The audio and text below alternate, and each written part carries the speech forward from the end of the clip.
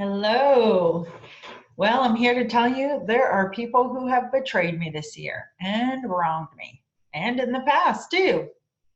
But today I'm talking with you about one of the ways in which I work on forgiving them.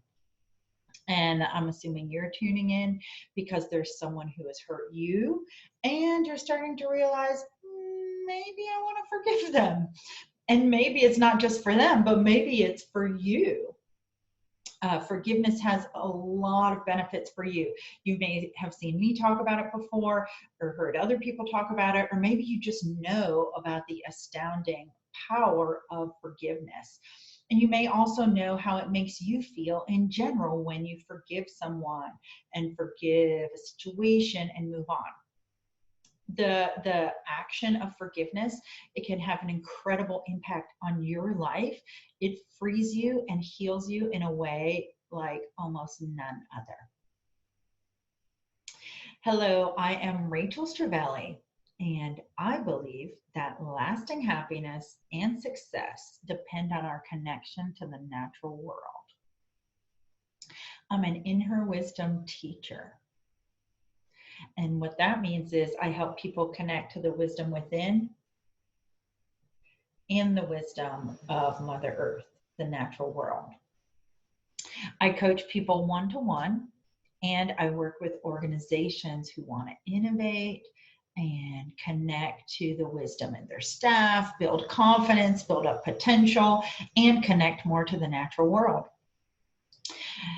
If you get value out of my videos, I would love if you would tap the red subscribe button below to tell YouTube to feature videos like this more. It'll help this reach more people. It'll also help you keep up to date on all the great videos to come.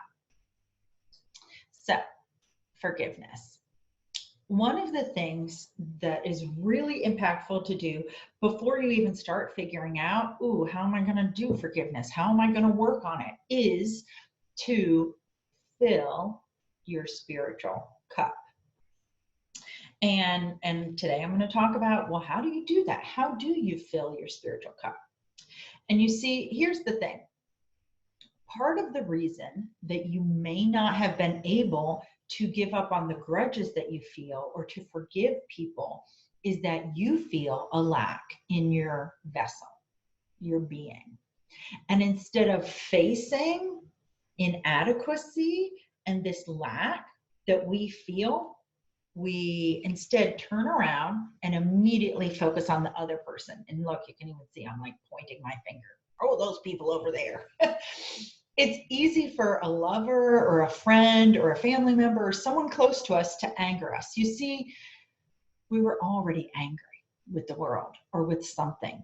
Those people just gave us an opportunity to spew the anger out and the energy in one direction. But since the moment we awoke that day, and probably for many days prior to that, we have been stewing away with anger and or discomfort and judgment about that person.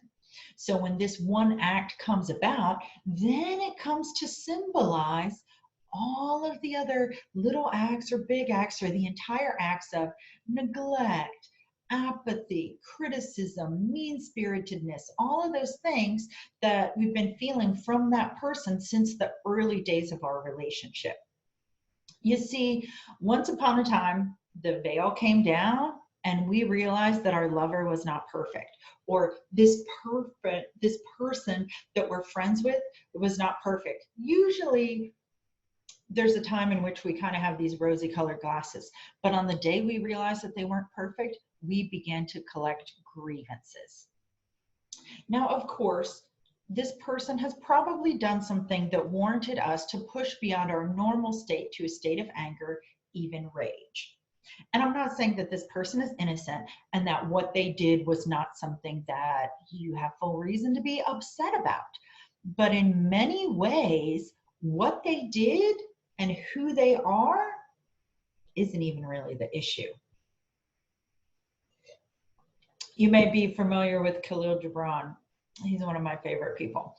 He said in The Prophet, your pain is the breaking of the shell that holds your understanding. And I think this means a few things. It means both that the truth is painful, which we know that it can very much be. But here's what it also means. Growing and becoming a new person, growing in new awareness, it actually can hurt. It's uncomfortable to grow and advance your soul.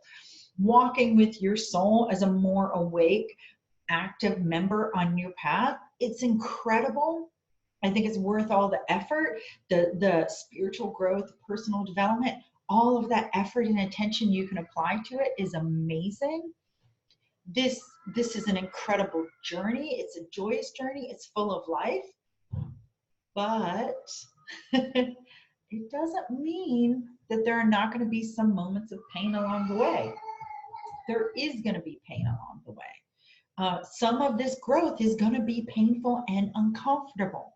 And the greater you've been holding on to an idea and a reality and a sense that things are a certain way, the greater your pain is going to feel when something or someone, as we're probably talking about, breaks that illusion, breaks the norm, breaks the story that we had been living before and changes it into something new.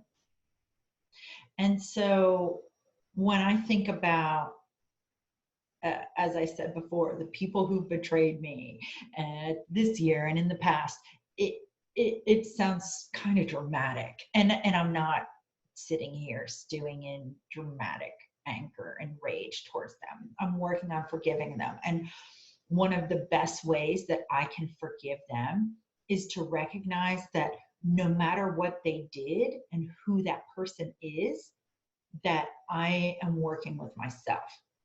At a certain point, you probably are going to be working with the other person, talking to them about what's going on, working through the process of forgiveness with them. But ultimately, this is something that you're doing within, that you need to fill up your spiritual cup in order to have forgiveness. Because what I have seen is I can't let go of things unless I reach a point within where I am ready to heal, where I am ready to accept that I'm a different person than I was before, that I can be whole, that I can believe in myself, that I can believe that no matter what happens to me, no matter who does what, I still have something within that is untouchable, that is perfect, that is amazing, that is beautiful. And I use that term, that thing, that's my soul. No matter what happens out there, I have a soul, I have love within me, and that no one can change that.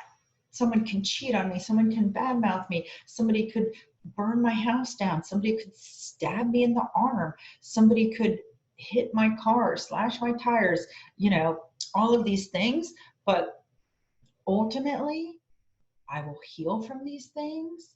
I will forgive those people. And it doesn't mean I sit around being like, they're so amazing, I just forgive them and we're buddies now. Like, I'm not necessarily saying that I forgive people and then we hang out. Some of these people that I'm forgiving, we're probably never going to see each other again.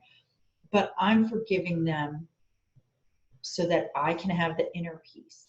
And one of the ways that, as I go on the journey to forgiveness, and I have another video about forgiveness practices and things that you can do, but one of the biggest parts of it is filling your spiritual cup.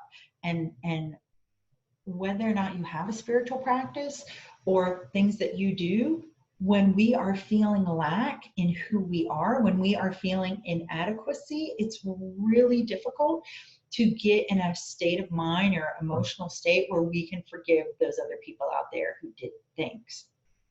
But when we can turn back to ourselves and connect to our wisdom, our center, our connection to spirit. I love to go out in the woods and feel that connection. When we can take a deep breath, when we can connect to our bodies, when we connect to the present moment and see that we woke up this morning and that we're alive and that this is wonderful. And when I can structure my day and my time so that I have day after day in which I'm valuing myself, I'm loving myself. I have a spiritual practice that is filling my spiritual cup. You know, in the self-care speakers world, they talk about filling up your cup and pouring from an empty cup. And I think it's also this cup inside of us that years or months or days or weeks of neglect and not caring for yourself and all of these things that maybe you're upset for this other person for doing, is there a part of you that's been doing that to yourself? For the people who've betrayed you, is there a way that what you're mad at them for doing, you've also been doing for yourself? I have one of my most recent situations. It was a person who I felt like should be doing more for me. And when push comes to shove, I wasn't doing for me as much as I wanted to. I was happy to do those things for other people, but I was avoiding doing them for myself. And so that's why I'm going to say again, what these people did, who they are, is not the issue. Going through this betrayal is painful, or was painful. Going through the hurt, going through the situation where the person changed my view of the world, changed my view of them, changed my view of myself. I didn't like going through it. And yet, when I embrace it, when I fill up my spiritual cup, when I ask myself in prayer or meditation, what is the truth in that? How can I see that this painful thing might bring me to more awareness and understanding? Then I start to have a new awareness. I start to grow as a person. I start to forgive myself for my actions in it, that person for their actions in it. I connect more closely with my spirit within, my soul, with the great spirit.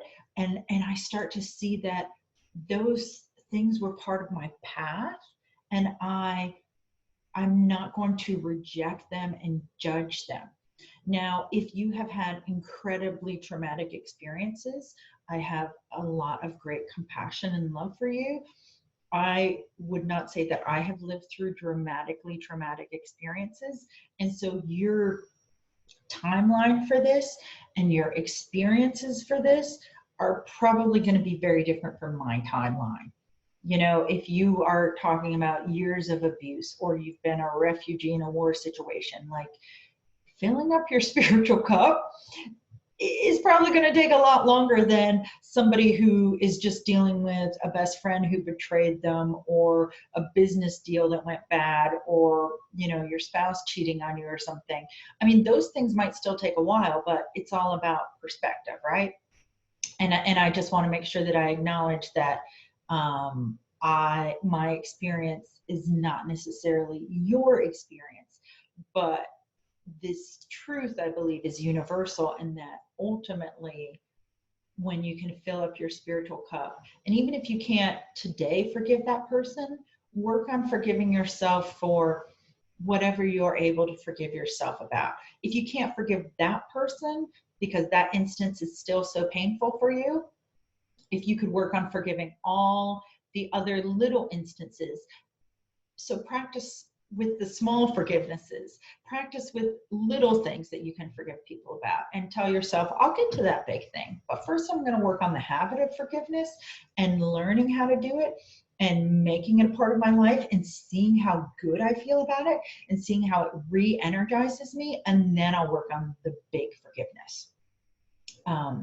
And as I said, I'll have another video about forgiveness. So I would love to hear, what are the ways in which you fill up your spiritual cup? How do you like to do your spiritual practice? And feel free to reach out to me if you have questions.